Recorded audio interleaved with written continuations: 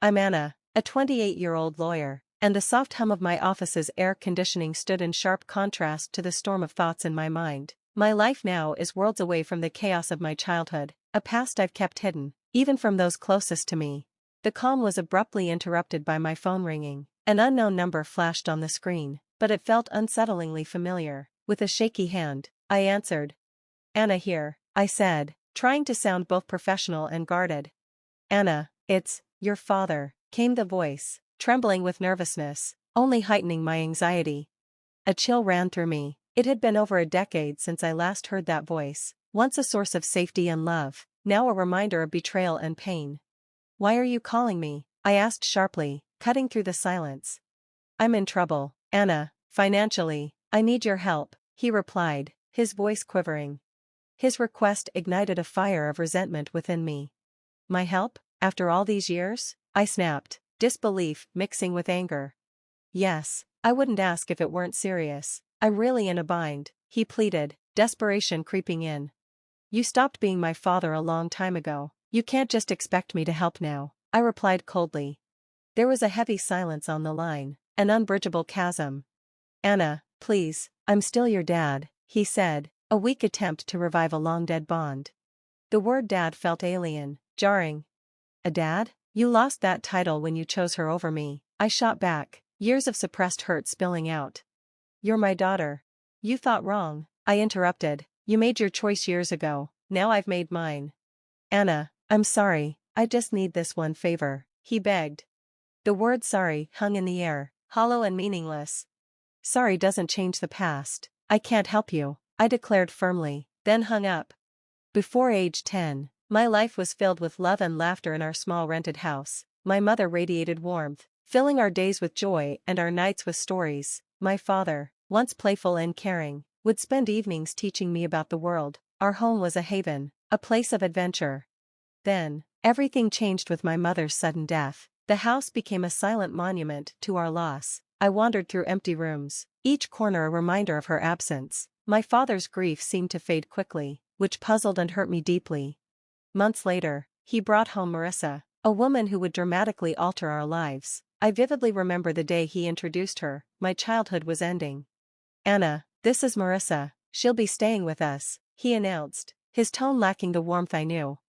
I looked at her, searching for kindness, but finding only a cold, calculating presence. From that moment, I sensed a shift in the air, a sense of dread settled in. Hello, Anna, Marissa said, her smooth voice devoid of sincerity. Her smile felt sinister. In the days that followed, the house felt different, haunted by her presence. The joyful memories faded, replaced by a lingering unease. I tried to find something redeeming in Marissa, but her every glance held unspoken hostility.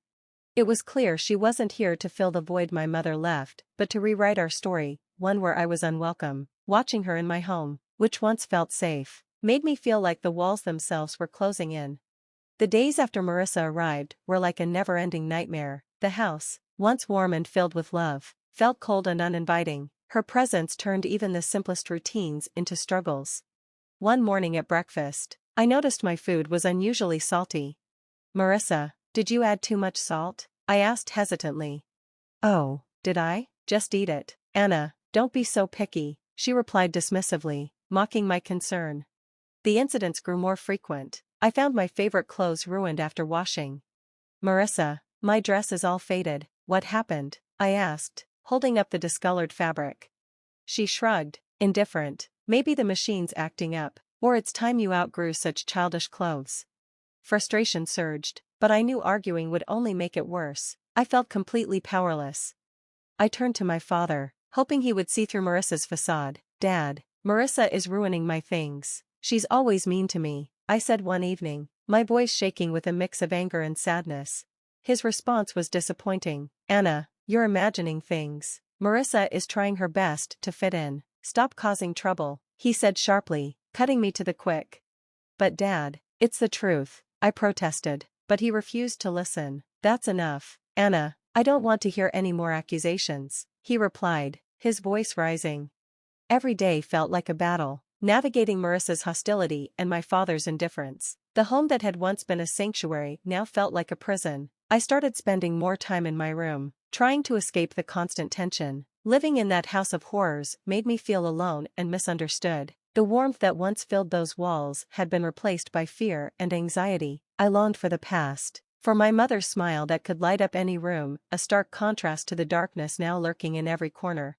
Living with Marissa turned into a daily ordeal of avoidance and endurance. Her hostility escalated from verbal jabs to physical abuse. It began subtly, a pinch on my arm or a twist to my stomach, always in places I could hide. Each painful reminder of my helplessness heightened my alertness around her. I devised strategies to avoid her, taking long routes to my room or waiting until she was distracted before moving about. Yet there were moments when she caught me off guard, and those always ended in pain. One day, while I was quietly reading in the living room, Marissa walked in and unexpectedly pinched my arm hard, her nails digging in. I winced but held back any protest. She shot me a cold, triumphant smile before striding away. During one of Grandma's rare visits, she noticed my cautious movements and how I flinched when Marissa's voice echoed through the house. "Anna, is everything all right at home?" Grandma asked, concern etched on her face. I wanted to tell her the truth, but fear and the urge to protect her from worry held me back. "Yes, Grandma, everything's fine, just a lot of schoolwork," I lied, forcing a smile. She looked uncertain but didn't press. Guilt gnawed at me for deceiving her, but I couldn't bear to add to her worries. As Grandma left that evening, I saw Marissa watching from the window, her expression one of satisfaction. It was as if she relished having control over me, knowing she could hurt me without consequence. Her smug look conveyed her dominance, reminding me that I was just a pawn in her cruel game. I retreated to my room, trapped in a cycle of abuse and silence. The physical pain from Marissa's attacks was bearable compared to the emotional turmoil. School became my sanctuary, a brief escape from the misery at home. But even there, shadows of my struggles seeped through. My teacher, Mrs. Thompson, a kind woman who always encouraged her students, began to notice changes in me. One day, as I handed in my homework, she gently grabbed my wrist, her eyes drawn to the bruises on my arm. "Anna, what happened here? These look like bruises," she said, concern evident in her voice. I quickly pulled my arm back, covering the marks with my sleeve. "It's nothing, Mrs. Thompson, I just fell while playing," I lied, avoiding her gaze. Mrs. Thompson didn't seem convinced. "Anna, if something is wrong, or if someone is hurting you, you can tell me. It's important to speak out," she urged, her eyes searching mine. I wanted to confide in her about Marissa and the fear I lived with, but the words wouldn't come. Instead, I forced a smile. "Really, Mrs. Thompson, I'm fine. It was just a silly accident." She gave me a long, thoughtful look before nodding slowly. "All right, Anna, but remember, my door is always open. You're not alone," she said, giving me a reassuring smile.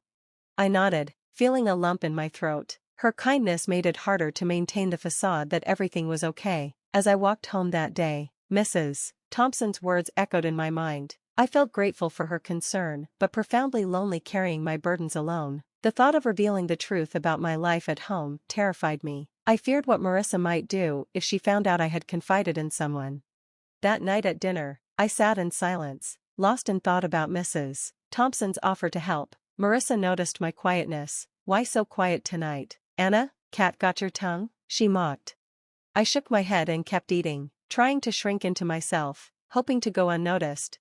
Later, as I lay in bed, the reality of my situation felt more overwhelming than ever. Mrs. Thompson's concern had shown me that people did care, yet the fear of what revealing the truth might bring kept me silent. I was caught between the desperation to speak out and the fear of Marissa's retaliation, an exhausting balancing act.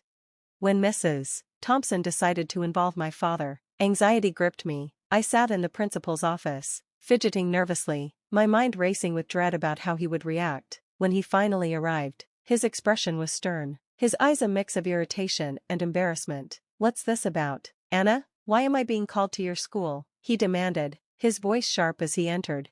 I glanced at Mrs. Thompson, searching for support, swallowing hard. I tried to find my voice. "Dad, Mrs. Thompson saw the bruises," I stammered, feeling the weight of his gaze. Before I could explain further, he cut me off, anger radiating from him. "Bruises? What are you talking about? Are you making up stories again?" Mrs. Thompson interjected, her tone calm but firm. "Mr. Smith, I'm concerned about Anna's well-being. The bruises on her arm don't seem accidental. We need to address this. My father's face darkened with rage. She's perfectly safe at home. Anna, are you spreading lies about our family? He turned to me, disappointment clear in his eyes. Tears I had held back began to fall. It's not lies, Dad. Marissa, she's been hurting me, I managed to say, the truth finally escaping.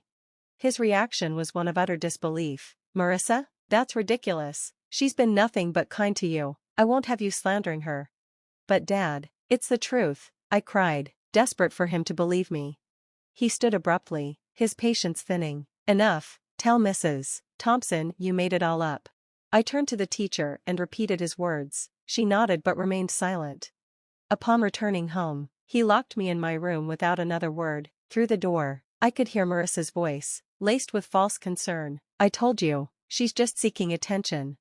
I sat on my bed, enveloped in isolation and despair. The one person I thought would always protect me had turned his back. My room, once a haven, felt like a prison. I lay there, reflecting on everything that had happened. The physical pain paled in comparison to the emotional torment of being disbelieved and punished by my own father. It was a harsh realization that the person meant to love and protect me had become the source of my deepest pain.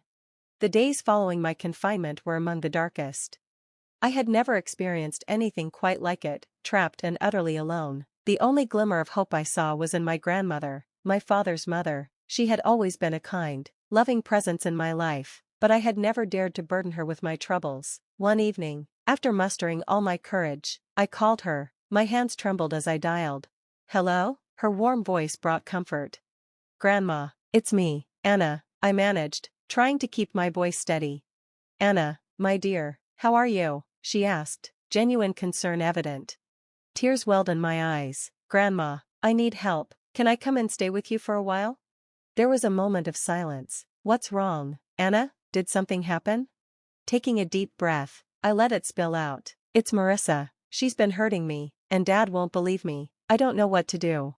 Concern filled her voice. Of course, my dear, you come right over. I'll take care of this. The next day, my grandmother arrived, a small but powerful figure. She confronted my father with surprising strength. John, I'm taking Anna with me. She's not safe here.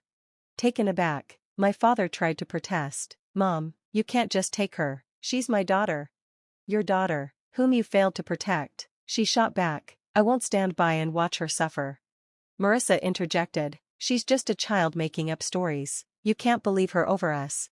Grandma turned to Marissa, her eyes steely. I know a scared child when I see one. Anna is coming with me, and if you try to stop me, I'll involve the authorities.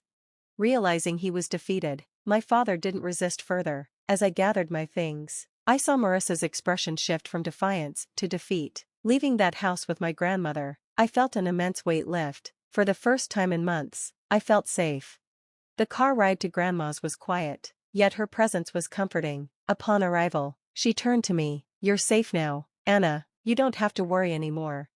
In her home, I found the love and security that had been absent from my life. It was a haven where I could heal. The contrast between her nurturing environment and the coldness of my father's house was stark. For the first time in a long while, I felt I could breathe freely. Years passed in my grandmother's home, and it became my sanctuary, a place of healing and love. But time, as it does, brought change. My beloved grandmother passed away, leaving a void that felt insurmountable. At her funeral, my father and Marissa attended, their expressions a mix of feigned sorrow and barely concealed eagerness, more interested in what they might gain than mourning her loss. After the funeral, as we gathered at my grandmother's house, Marissa wasted no time. Well, Anna, I suppose you'll be finding a new place to live now. This house and everything in it belongs to your father, she said, her voice laced with glee. My father nodded, his eyes scanning the room as if already planning what to do with the house. I couldn't help but smile, a reaction that seemed to confuse them. Actually, that's where you're wrong, I said, relishing the moment. What do you mean? My father asked, confusion flickering across his face. I took a deep breath, enjoying the shift in power. Grandma left a will. She bequeathed the house and a substantial amount of money to me, I explained, watching their expressions morph from confusion to shock. But you're just a child. I'm your father. I should be in charge of any inheritance you receive, he stammered, his entitlement clear. Marissa chimed in, her voice shrill. Yes, until you come of age, your father will manage your property.